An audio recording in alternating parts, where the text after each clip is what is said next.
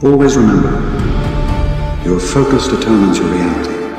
In time, you will learn to trust your feelings. Then you will be invincible. The greatest teacher, failure is. Peace is a lie. There is only passion. May the Force be with us all. There are weapons in the galaxy, and then there are answers to weapons. Beskar is the latter. In the ancient conflicts between Mandalorians and Jedi, there was a problem no one in the Republic knew how to solve.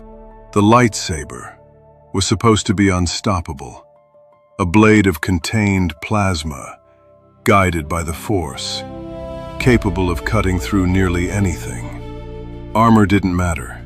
Shields failed. Metal melted until Mandalore entered the war. The Mandalorians did not try to match the Jedi in the Force. They adapted. They studied their enemy, and then they built something that could survive them. That something was Beskar. Known as Mandalorian iron, Beskar is one of the most resilient materials ever discovered in the galaxy. Absorb and disperse extreme energy, and, most critically, it can resist a lightsaber. Not indefinitely, not perfectly, but long enough to change the outcome of a fight. A lightsaber does not slice cleanly through Beskar. It strains against it. It meets resistance.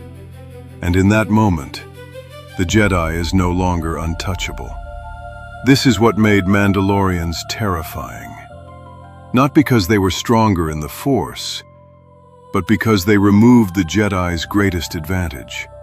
But Beskar is not just powerful, it is rare. The ore exists almost exclusively on Mandalorian worlds, and more importantly, only Mandalorians truly know how to forge it. This is where most outsiders misunderstand Beskar. They think it is just a metal. It is not. It is a craft.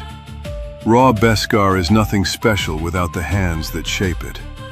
Through generations, Mandalorian armorers developed techniques to refine, fold, and temper the metal, unlocking properties that cannot be replicated elsewhere. The Empire learned this the hard way. During the Great Purge, Imperial forces seized massive quantities of Beskar. They melted it down. They stockpiled it. They tried to weaponize it, and yet they struggled to use it effectively, because they had the material, but not the knowledge. Beskar is more than durability.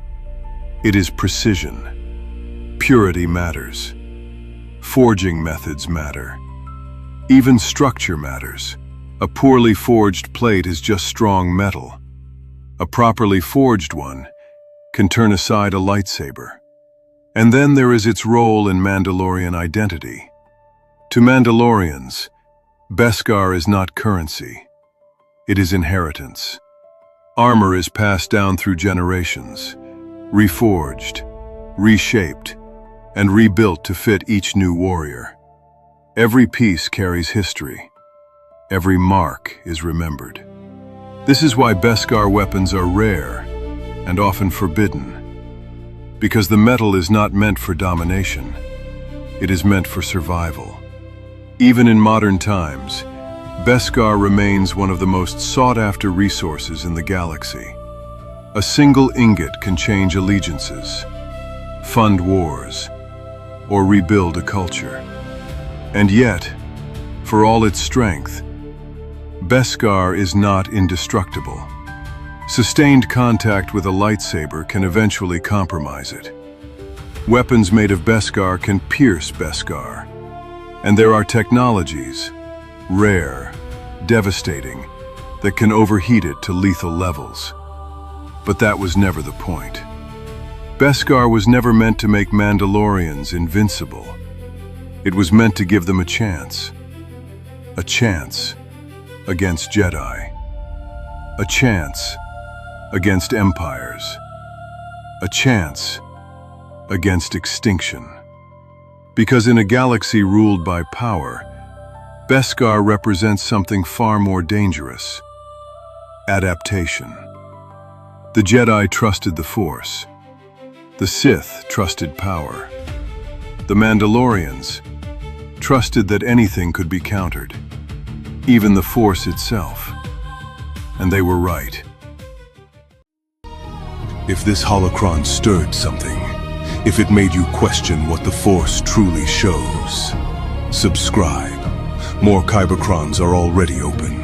Forgotten knowledge, buried truths, and echoes the Jedi tried to silence. You'll find them waiting in the playlist on your screen.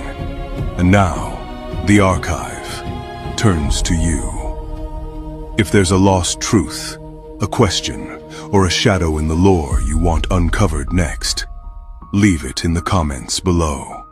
Every KyberCron begins as a fragment, and some of the strongest fragments come from those who listen closely.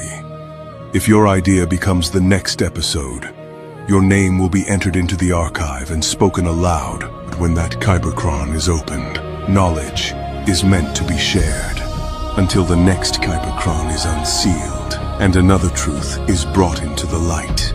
This is Jalen Tross, Keeper of the Kybercrons, signing off.